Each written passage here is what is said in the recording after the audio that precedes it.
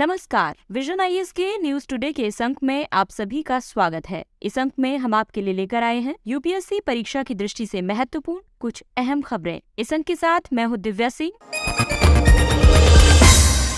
आइए सबसे पहले बात करते हैं इस अंक की हेडलाइंस के बारे में।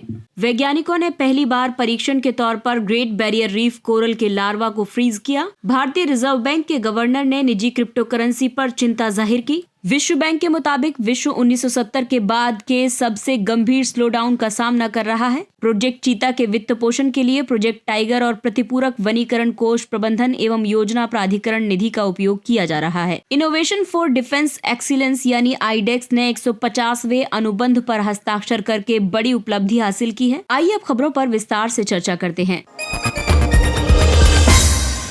वैज्ञानिकों ने पहली बार परीक्षण के तौर पर ग्रेट बैरियर रीफ कोरल के लार्वा को फ्रीज किया है। वैज्ञानिकों ने कोरल यानी कि प्रवाल या मूंगा के लार्वा को फ्रीज और भंडारित करने के लिए क्रायोमेश की एक नई तकनीक का सफलतापूर्वक परीक्षण किया है। इससे जलवायु परिवर्तन के कारण खतरे में पड़ी प्रवाल भित्तियों के पुनर्निर्माण में मदद मिलेगी। क्रायोमेश तकनीक के अंतर्गत कोरल के लार्वा को -196 डिग्री सेल्सियस तापमान पर भंडारित करने में मदद मिलेगी। कोरल अकशेरुकी प्राणी होते हैं यानी इनवर्टिब्रेट होते हैं। ये नाइडेरिया नामक रंगीन प्राणियों के समूह से संबंधित होते हैं। प्रत्येक कोरल को पॉलिप कहा जाता है। भित्ति का निर्माण करने वाले कोरल पॉलिप्स में जूजेंथले नामक सूक्ष्म शैवाल होते हैं। ये सहजीवी संबंध के माध्यम से एक दूसरे के साथ सह अस्तित्व बनाए रखते हैं। कोरल पॉलिप शैवाल को आश्रय प्रदान करते हैं और बदले में शैवाल प्रकाश संश्लेषण के माध्यम से पॉलिप्स को भोजन उपलब्ध कराते हैं। कोरल भित्ति अवरोधक के रूप में तटरेखा की लहरों और तूफानों से रक्षा करती है। कोरल दो तरीके के होते हैं। कठोर कोरल, इनका भित्ति का निर्माण करने में महत्वपूर्ण भूमिका होती है। ये समुद्री जल से कैल्शियम कार्बोनेट का उपयोग करके कठोर और सफेद बाह्य कंकाल का निर्माण करते हैं। और दूसरे होते हैं मुलायम कोरल। इनमें ठोस कंकाल नहीं होता और इसलिए ये लचीले होते हैं। कोरल के समक्ष कई खतरे हैं, जैसे कि महासागर की बढ़ती अम्लीयता, असंधारणीय तरीके से बड़े पैमाने पर मछली पकड़ना, जैसे कि ब्लास्ट फिशिंग आदि के माध्यम से मछलियों को पकड़ना। इसके अलावा स्थलीय भागों से बहकर आई पोषक तत्वों की ज्यादा मात्रा कोरल के लिए खतरे उत्पन्न करती है और साथ ही अनियंत्रित प्रवाल हार्वेस्टिंग भी कोरल के समक्ष खतरा है। भारत में प्रवाल भित्तियां कच्छ की खाड़ी, मन्नार की खाड़ी, अंडमान और निकोबार, लक्षद्वीप द्वीप समूह तथा मालवण महाराष्ट्र में पाई जाती है। ग्रेट बैरियर रीफ विश्व का सबसे बड़ा बैरियर रीफ है। ये ऑस्ट्रेलिया के उत्तर पूर्वी तट के कोरल सागर में स्थित है। वर्ष 1981 में इसके उत्कृष्ट सार्वभौमिक महत्व के कारण इसे विश्व धरोहर क्षेत्र घोषित किया गया।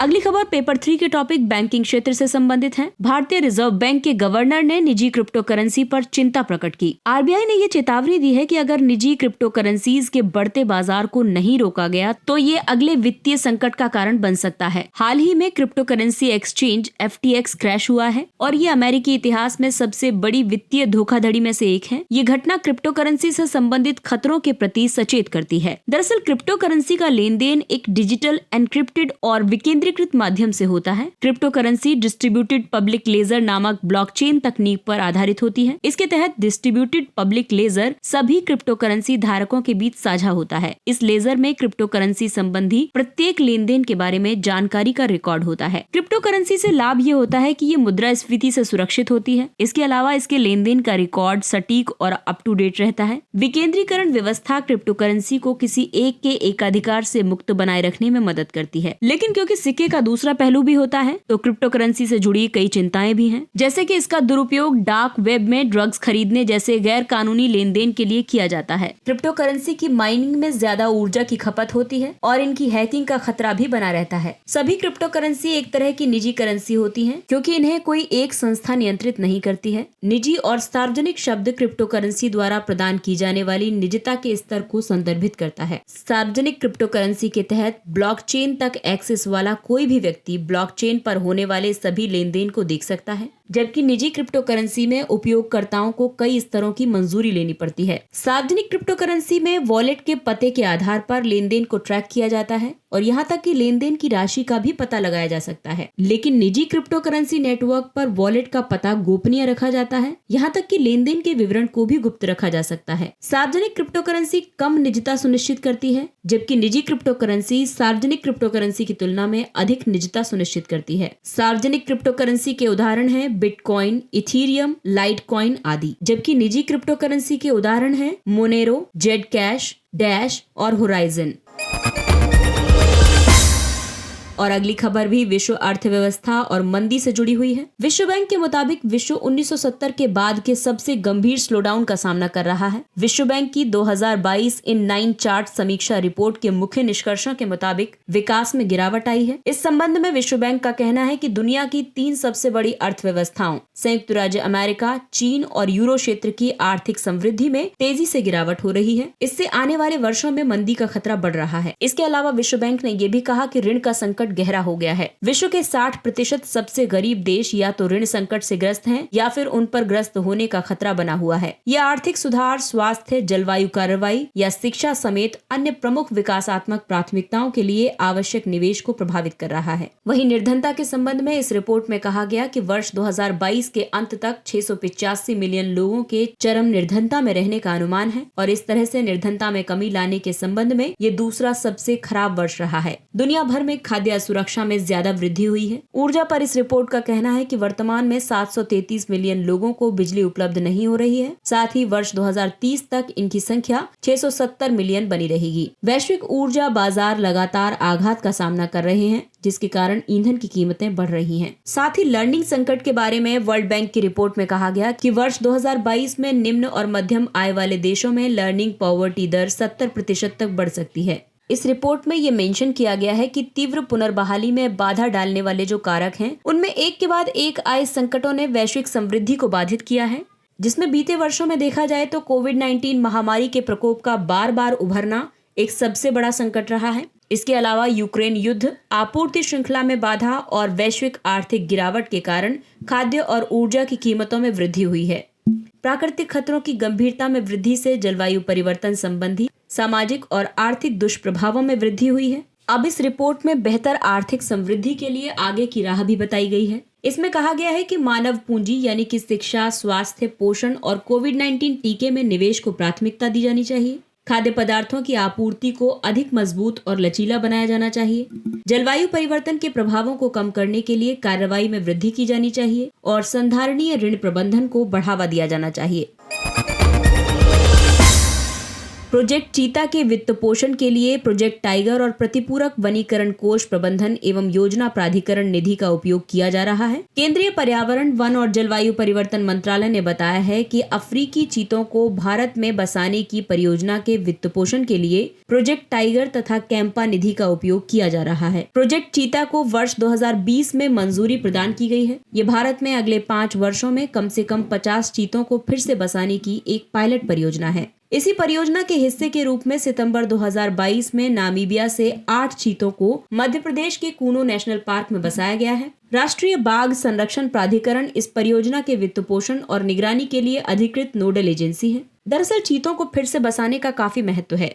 इससे खुले वन और घास भूमि पारितंत्र को फिर से बहाल करने में मदद मिलेगी। इससे जैव विविधता का संरक्षण करने में सहायता मिलेगी। इससे जल सुरक्षा, कार्बन प्रक्षालन तथा मृदा की नमी के संरक्षण जैसी पारितंत्र सेवाओं को बढ़ावा मिलेगा। चीता शुष्क वन, झाड़ीदार वन और सवाना प्रदेशों की एक कीस्टोन प्रजाति है। कीस्टोन प्रजाति संपूर्ण पारितंत्र के अस्तित्व को बनाए रखने में महत्वपूर्ण भूमिका निभाती है।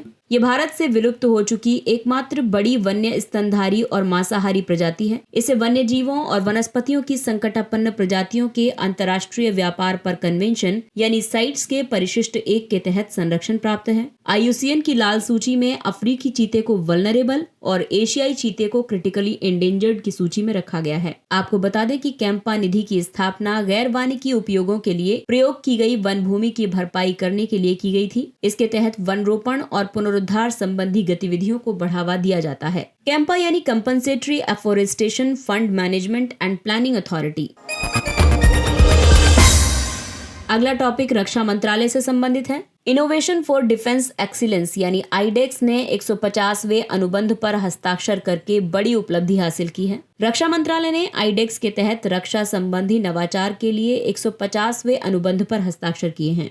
ये contract defence India startup challenge के तहत भारतीय नौसेना परियोजना से संबंधित है। आईडेक्स फ्रेमवर्क की स्थापना वर्ष 2018 में की गई थी। ये रक्षा क्षेत्र में सह निर्माण और सह विकास के लिए एक मंच प्रदान करता है। इसके तहत देश में रक्षा और एरोस्पेस क्षमता का विकास करने के लिए स्टार्टअप्स की भागीदारी को बढ़ावा दिया जा रहा है। आईडेक्स को रक्षा उत्पादन विभाग के तहत स्थापित रक्षा नवाचार संगठन कार्यान्वित कर रहा है। डीआईओ की स्थापना कंपनी अधिनियम 2013 की धारा 8 के तहत एक गैर लाभकारी कंपनी के रूप में की गई है। और आइए अब आपको बताते हैं कि डिफेंस स्टार्टअप्स का क्या महत्व है। इससे रक्षा और एरोस्पेस क्षेत्र में आत्मनिर्भर बनने तथा नवाचार और प्रौद्योगिकी विकास को बढ़ावा मिलेगा। इससे युवा भारत की रक्षा संबंधी जरूरतों में योगदान कर सकेंगे। इससे रक्षा संबंधी उपकरणों के आयात को कम करने में मदद मिलेगी। रक्षा क्षेत्र में नवाचार को बढ़ावा देने के लिए कई पहलें की गई हैं, जैसे कि डेयर टू ड्रीम। ये रक्षा पारितंत्र में योगदान करने के लिए स्टार्टअप और नवोन्मेषकों को बढ़ावा देने के लिए अखिल भारतीय नवाचार प्रतिस्पर्धा है। एक दूसरी पहल है प्रौद्योगिकी विकास निधि योजना। इसके तहत अलग अलग रक्षा प्रौद्योगिकियों को विकसित करने के लिए उद्योगों, विशेष रूप से एमएसएमईज और स्टार्टअप्स को प्रोत्साहित किया जाता है। इसे रक्षा अनुसंधान और विकास संगठन डीआरडीओ मेक इन इंडिया पहल के तहत क्रियान्वित कर रहा है। इसके अलावा तीसरी पहल है सृजन पोर्टल। ये रक्षा संबंधी आयात को कम करने के लिए सूक्ष्म, लघु और मध्यम उद्यमों या स्टार्टअप्स या उद्योगों को विकास संबंधी सहायता प्रदान की जाती है।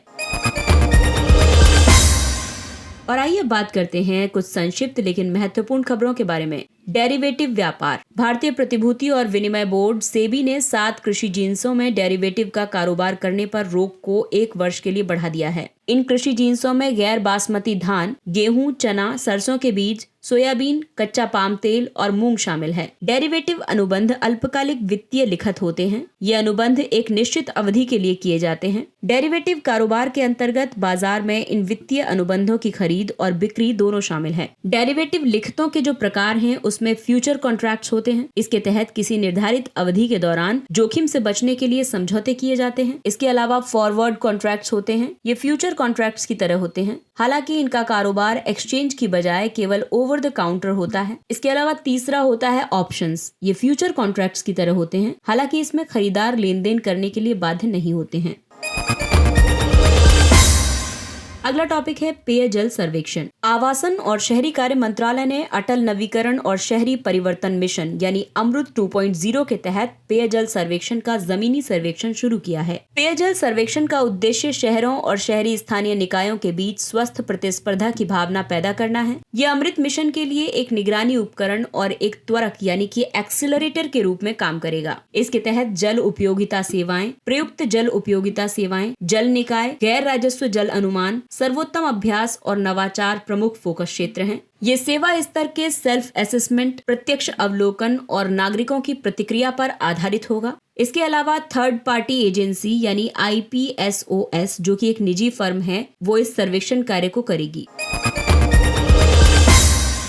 अगला टॉपिक है TVS 2M परमाणु ईंधन। रूस ने कुडनकुलम परमाणु ऊर्जा संयंत्र के लिए भारत को TVS 2M परमाणु ईंधन की पहली खेप की आपूर्ति की। TVS 2M में यूरेनियम संवर्धन के साथ मिश्रित यूरेनियम गैडोलीनियम ऑक्साइड होता है, लेकिन यहाँ ज्वलनशील अवशोषक छड़ें यानी बार्स नहीं होती हैं। बार्स में न्यूट्रॉन अवशोषक सामग्री होती है। इसे एक दाबित जल रिएक्टर की गाइड ट्यूब में डाला जाता है। TVS 2M का महत्व यह है कि ये फ्यूल बंडल की कठोरता के कारण अधिक कुशल और अधिक कंपन प्रतिरोधी है। बेहतर यूरेनियम क्षमता। ये पूर्ववर्ती ईंधन की तुलना में एक TVS 2M असेंबली में 7.6% अधिक ईंधन सामग्री होती है। 18 महीने के ईंधन चक्र में इसका कुशलता से उपयोग होता है।